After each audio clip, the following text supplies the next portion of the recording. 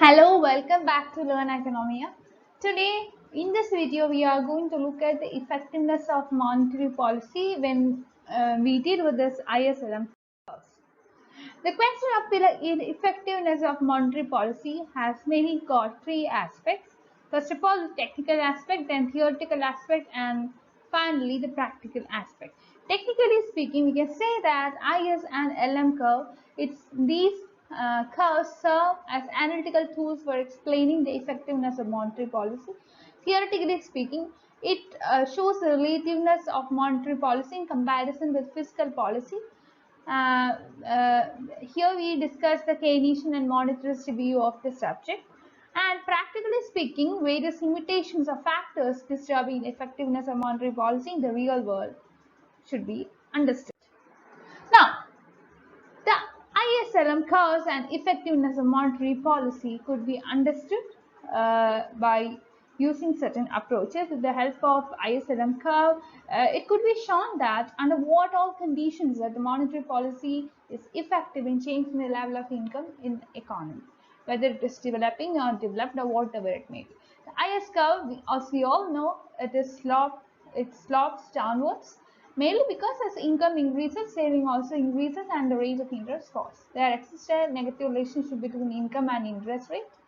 So each point on the IS curve shows the equilibrium between the saving and investment, which indicates the equilibrium in the product market or goods market.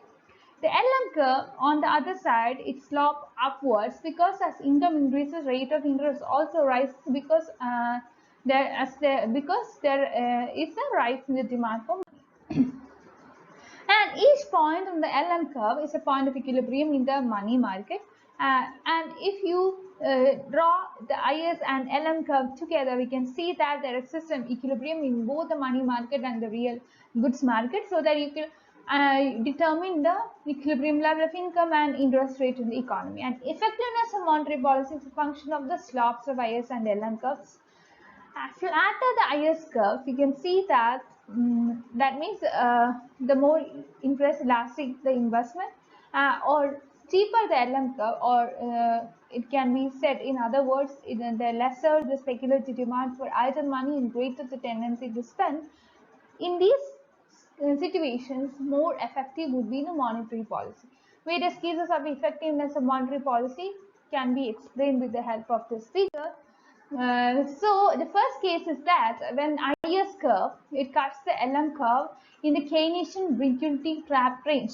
So this range is indicated by the horizontal portion of the LM curve. Okay. So in this portion, an increase in the money supply would completely becomes ineffective. In this case, the speculative demand for money would be maximum and the velocity of money is maximum, rate of interest remains unchanged at the lowest level, and investment is not at all encouraged, and there is no increase in the level of income, and the income remains that fixed. Okay. And second case is that when the IS curve cuts the LM curve in the classical range.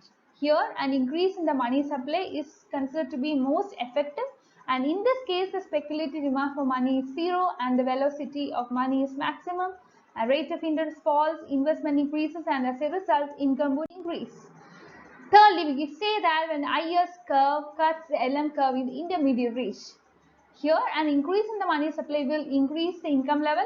Not only this, but also as much as in the case of classical range, the LM curve is vertical. Okay, and in the classical rate case, we have seen that the rate of interest falls so much as to absorb the whole additional money supply into transaction demand, thus leading to the increase in the investment.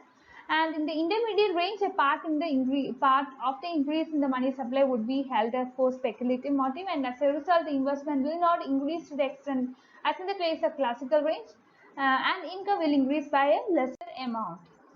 Fourthly, we could see that an increase in money supply is completely effective when the investment is perfectly interest elastic, and income increases in this case from Y01 to Y05, and an increase in the money supply is completely ineffective when investment is perfectly interest inelastic, and here income does not increase at all and remains at a particular level. And increase in money supply is more effective when investment is relatively elastic or flatter. Here income increases, and increase in the money supply is less effective when income when investment is relatively inelastic, here also the income increases. Okay. Now coming to the Keynesian and monetarists' view on the effectiveness of monetary policy, we have to understand whether there exists any kind of differences or similarity in the views. We can see that economists are divided on the question of effectiveness of monetary policy, and there are two extremely opposite views which are represented by the Keynesians and monetarists regarding the effectiveness of monetary and fiscal policy. Now, coming to the views of Keynesians are considered to be the modern followers of James Keynes, and they have formulated their own ideas, and which are based on certain assumptions like the capitalist economy is inherently unstable. Instability is primarily due to variability of investment spending and produces violent business cycles. And finally, they assume that in such an economy, it needs to be stabilized. It can be stabilized, and it should be stabilized by appropriate monetary and fiscal policies. Keynesians believe that economy operates under liquidity trap range and can influence the income level and output, and as well as employment, only with the fiscal policies. And the IS curve is considered to be vertical or inverse inelastic, and in general economic condition, this represents a kind of a depression kind of a situation, and here prices, income, interest rate and velocity of money would be low, and speculative demand for money is high. Keynesians believe that fiscal policy is very much superior and ineffective thing is monetary policy, and fiscal policy is considered to be very effective mainly because it affects the aggregate demand in the economy. And this is done mainly through two ways. First of all, directly through changes in the government expenditure, and secondly, indirectly through the changes in taxes and transfer payments, which would cause changes in consumption level. Now, on the other hand, if you look into the views of the monetary policy, we can see that they have predicted that monetary policy is not that much reliable, and also that it is something that is ineffective, especially during depression and all, when interest rates are low and people have a low tendency to hold money rather than bonds. As a result, increases in the money supply would be offset by decreases in the velocity of money. As a result, we could see that as per the equation of exchange, which means that MV is equal to PT is equal to Y, here this would become unpredictable. So we know that MV is equal to PT is the equation given by Fisher. We have already done the demand for money approach taken by Fisher. I will be providing the link of the same in the description box. And also, let me remind you that this is not for the first time that we are dealing with the ISLM schedule, ISLM curves, and several aspects of the same. We have done several videos on the same topic, but different aspects. I'll be providing the links of all these in the description box, so that you can go through all these and get an overall idea of the topic. Now, secondly, we could see that the monetary policy is considered to be effective if and only if certain conditions are satisfied. First of all, the increase in money supply leads to significant fall in the interest rate. Secondly, fall in the interest rate leads to significant increase in investment. And symbolically, we can say that delta F, that is change in money supply, would cause delta I. That means a change in investment. So the change in interest rate, which will lead to delta capital I, which is change in investment, which will lead to change in aggregate demand represented by delta AD. But in depression, the interest rate is very low, and the demand for business loans would be small because of low profit expectation. In such a case, what happens is that if this link would become weak and the effect of changes in the money supply on aggregate demand would be insignificant, and monetary policy would be ineffective, especially in the downturn or depression. Thirdly, in short run, price level and level of nominal national product is determined by a number of factors, and monetary policy is only one among them. And all the other factors are considered to be fiscal policy, related fiscal policy like change in autonomous consumption, inflationary expectation, everything would be influenced by your fiscal policy. This is what is expected. Fourthly, the role of monetary policy in inflation. If you look at the same, you could see that the monetary authority can increase supply of money and cause changes in the interest rate. While financial institutions cannot be forced to lend excess reserve, they can be forced to meet their reserve requirements. But Here also Keynesians are doubtful about the efficiency of monetary policy because its effect on velocity of money has some influences. When money supply is increased, velocity of money falls, and when money supply is decreased, velocity of money rises. If you look at this figure, you could see that the effectiveness of monetary policy and effectiveness of fiscal policy, especially during the times of depression. And as per Keynesians, during the times of depression, the IS curve is vertical, which would indicate that net investment is not responsiveness to change in the interest rate. However low the interest rate is, that will not influence the investment level during the time of depression, because people are expecting a low profitability in the future as well. So in this range, the increase in the money supply will have no effect on income and the rate of interest. Since the rate of interest is unaffected and investment is unresponsiveness to changes in the interest rate, income would remain unchanged and the monetary policy would be considered ineffective in this region. On the other hand, if you go for fiscal policy, like if the government increases its expenditure, the IS curve would shift to it will shift to, if you consider the case of the IS1 and all, you can see that the IS0 would be shifted to IS1, and as a result the income would increase from Y0 to O0 to 0Y1. And here, as long as the economy is in the liquidity trap, increase in the government expenditure will produce multiple increase in the income, output and employment, mainly because the interest rate does not rise and there is no crowding out of the private investment. And so consider, in this case, we can see that the fiscal policy is effective. Now we have considered the Keynesian's view on the effectiveness of monetary policy. So let's discuss the case of monetarist view. Monetarists are considered to be the modern non-Keynesian economists. Mainly they have some classical kind of roots. They trace their linkage to classical and neoclassical economists, and also the main contributor is considered to be Milton Friedman. Milton Friedman is considered to be the father of monetarism, and monetarist view has got certain assumptions. First of all, that capitalist economy is stable, that much of the instability experienced during the Second World War, and this is mainly due to the result of active fiscal and monetary policies, and that there is no need to stabilize the economy. That is what they are believing, and if there is a need, if at all there exists any kind of need, if at all there exists any need, it cannot be done, because stabilization policies are more likely to increase than decrease the instability. Now, this monetarist economists, they believe that the economy operates in the classical range. So only the monetary policy can affect the income, output, and employment in the economy, and IS is something that normally slopes downward. General economic condition in the economy, or general economic condition, resembles a case of inflation, prices, income level, rate of interest, velocity of money, everything would be high, and speculative demand for money would be minimum. And in this case, monetarists, they do not consider fiscal policy to be effective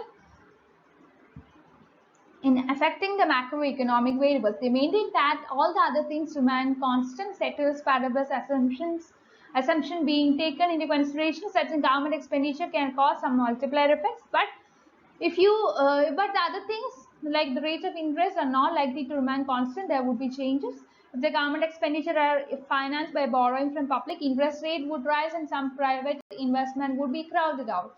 On the other hand, monetary policy can prove more effective in influencing the macroeconomic variable, especially in the short period. And the monetarists provide historical evidence in favor of the monetary policy. They have told that why they are supporting the monetary policy. They have put some evidences for that. And Milton Friedman and Schwartz, they have conducted some studies based on the history of United States, and they could understand that changes in the behavior of the money stock have been closely associated with the changes in the economic activity, money, income, and prices. The interrelation between the monetary and economic change has been highly stable, and the monetary changes have got some independent origin, and they have not been simply a reflection of the changes in economic activity. While the monetarists prefer monetary policy, their true position is that the discretionary monetary policy may have some destabilizing effect on the economy, And the time lag between the application of monetary policy and its effect on economic variables is considered to be so unpredictable, and political pressure on the government are considered to be so great that the monetary policy will destabilize the economy. Therefore, the monetarists prefer a monetary rule reflecting the economy's natural rate of growth in output to discretionary monetary policy. The government should pursue a fixed monetary policy rate, which is known to everyone, instead of using its own discretion. So this is what the monetarist opinion.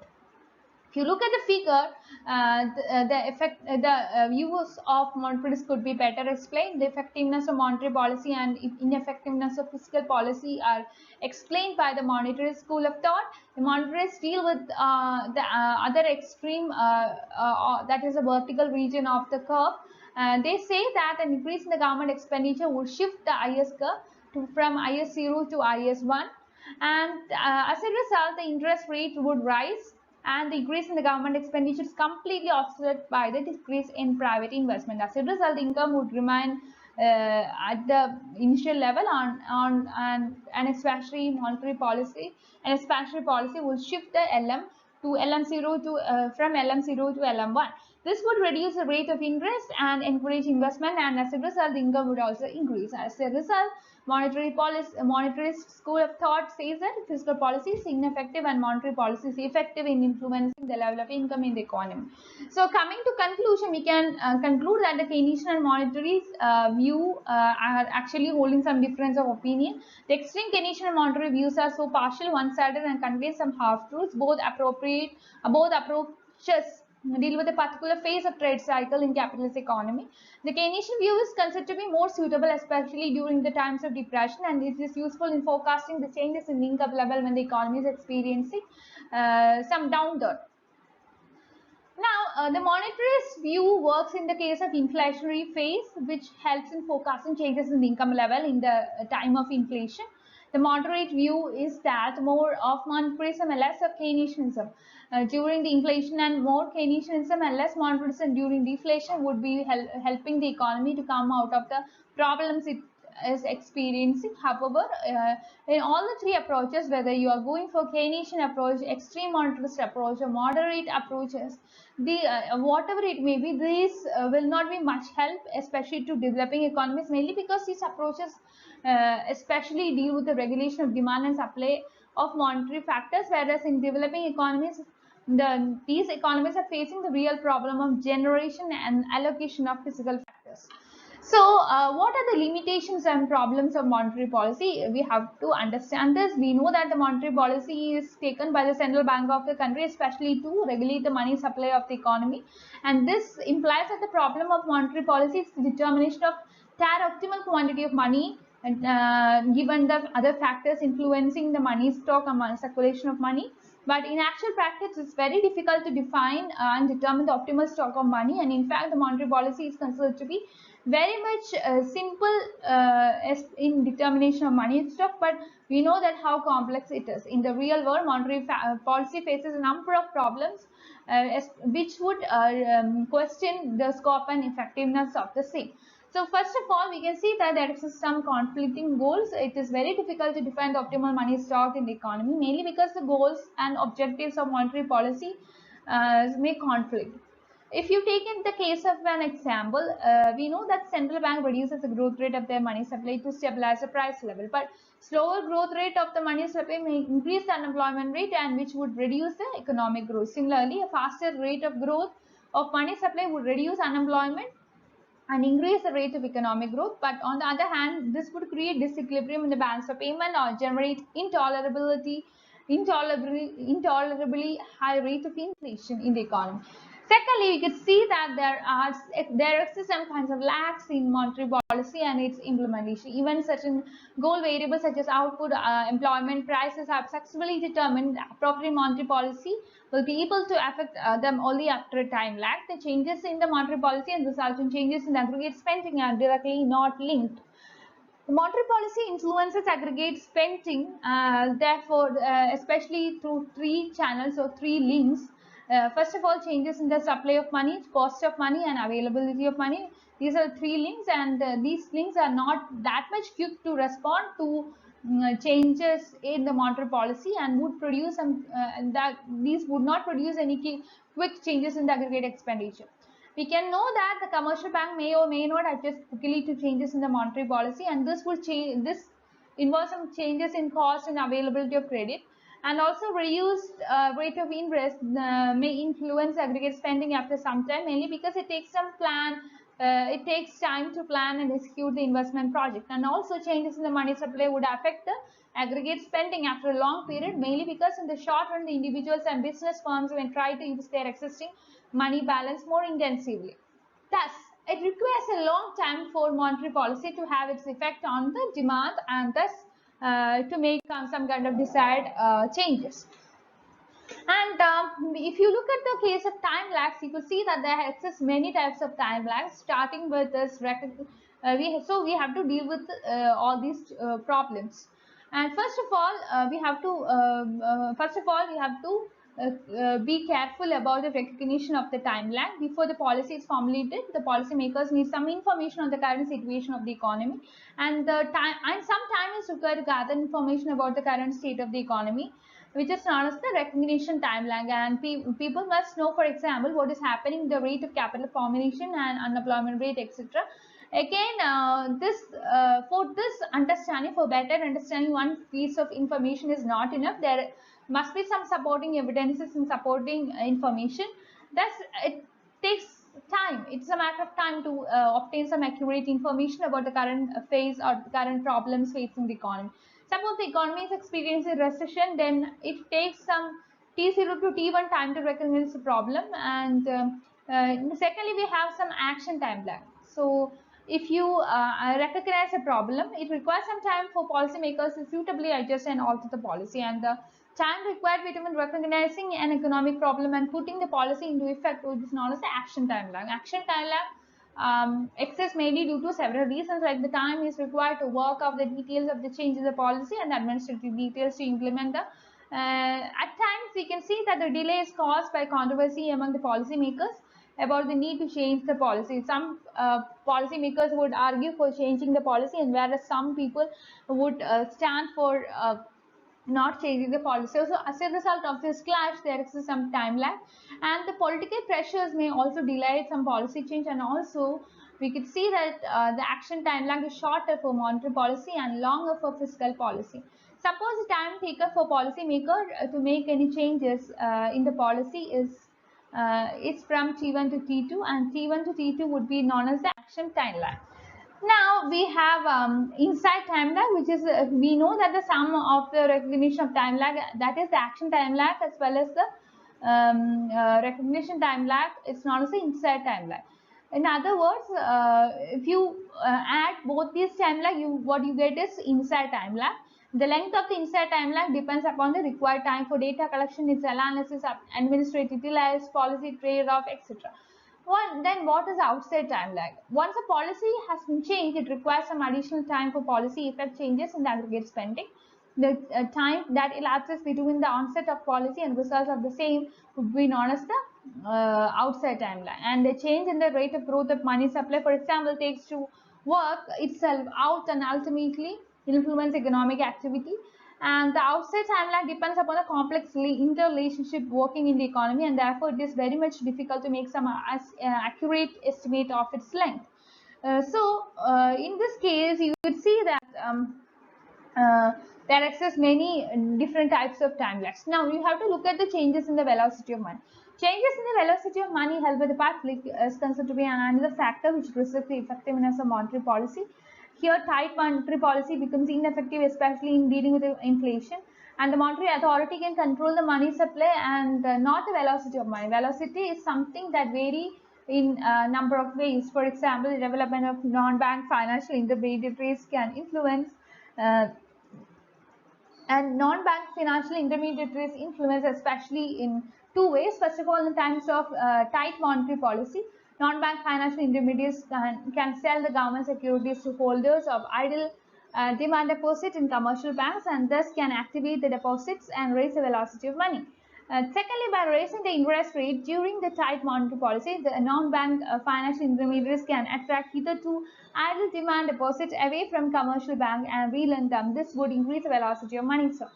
Then you will see that there exists a portfolio adjustment of commercial bank. The commercial bank should adjust their portfolio in order to make monetary policy effective. Okay, commercial bank should go for portfolio adjustment, and this would make the monetary policy in certain situations ineffective as well.